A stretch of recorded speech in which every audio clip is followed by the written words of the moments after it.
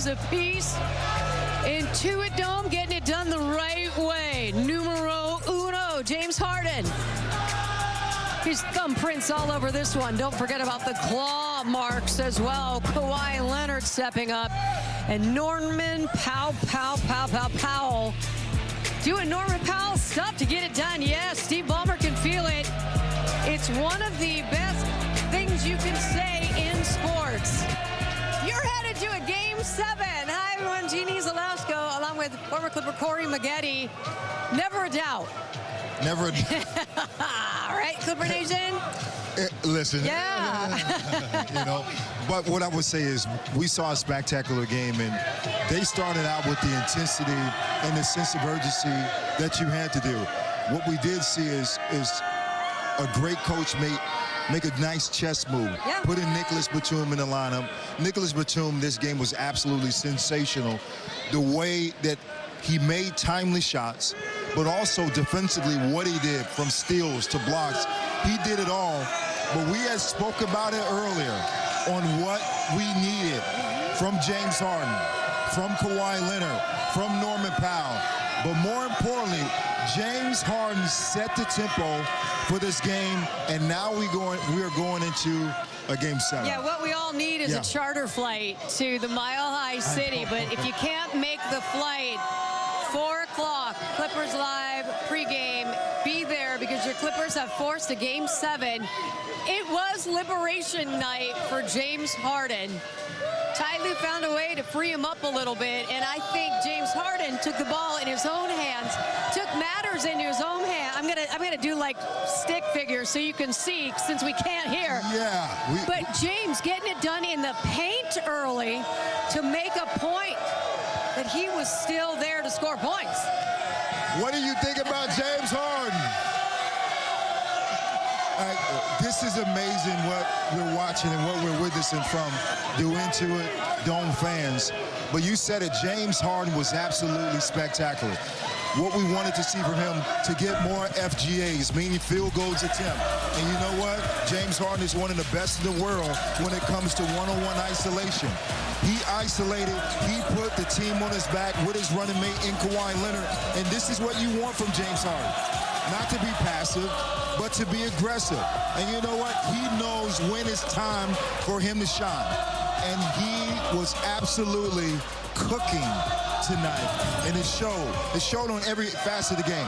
This team played with great grit and great toughness and great perseverance. When you have your back against the wall and fight or flight, what are you going to do?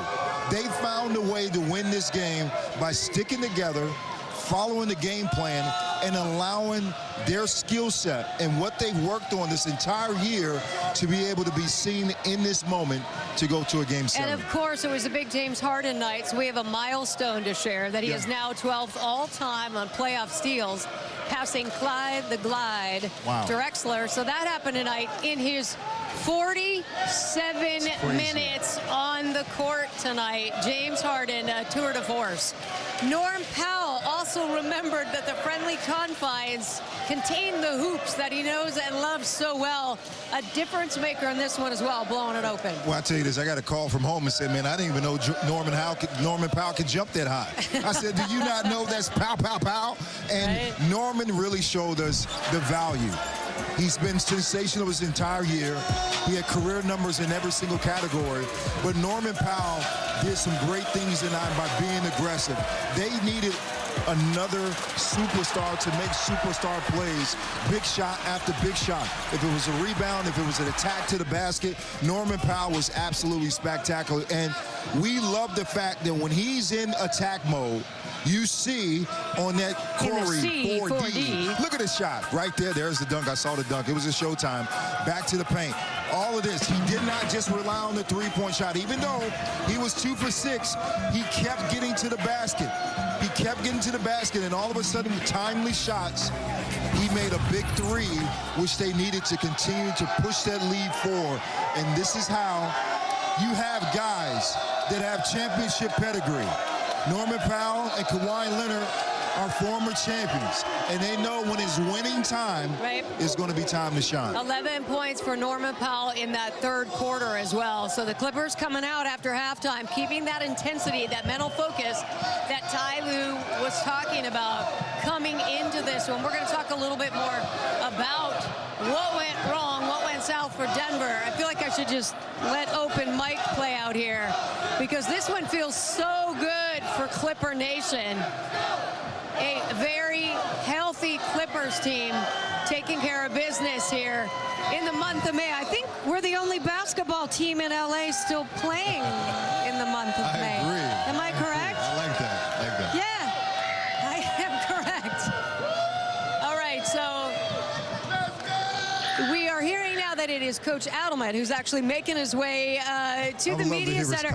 He's a great listen.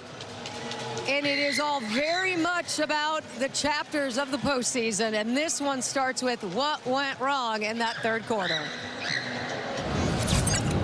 David, third quarter, what happened there? That seemed to be the difference in the game.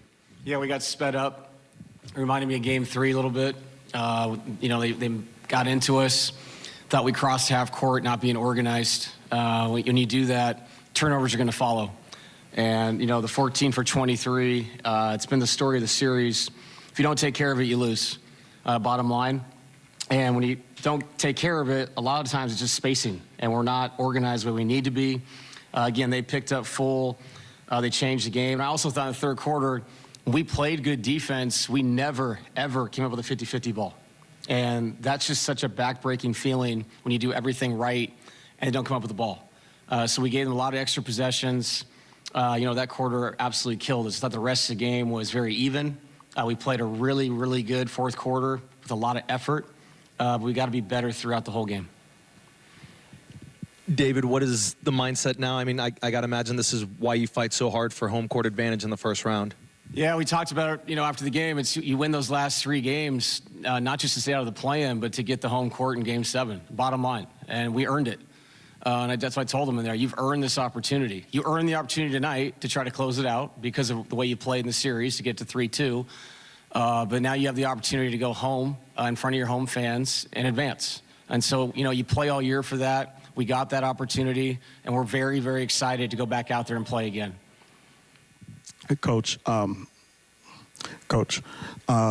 just, you know, I know it's a different prism for you, but you know, looking at this series as a whole, just the attrition of the series and how evenly played this series. What are your thoughts on that, just from kind of a bird's eye view, if you can, and you know, just how this translates into Saturday afternoon? Yeah, I mean, this is what I expected, to be honest.